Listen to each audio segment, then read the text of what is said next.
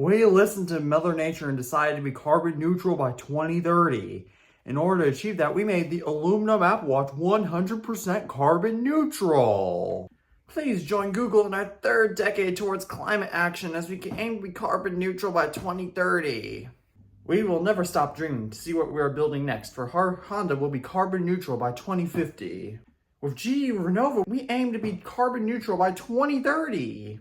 Please join ExxonMobil to be carbon neutral someday. As you can tell from my skit, many corporations including Apple, Google, Honda, General Electric, and ExxonMobil are aiming to be carbon neutral someday. For those who don't know, carbon neutrality is a concept where the energy inputted is equal to the energy outputted.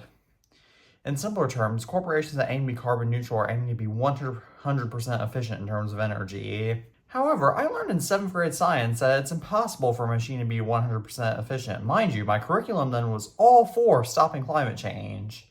Furthermore, the first law of thermodynamics states that energy cannot be created nor destroyed, but rather transferred from one medium to another. Whilst carbon neutrality may seem possible because companies are simply attempting to convert one form of energy into another, they seem to forget that it's impossible for machines to be 100% efficient.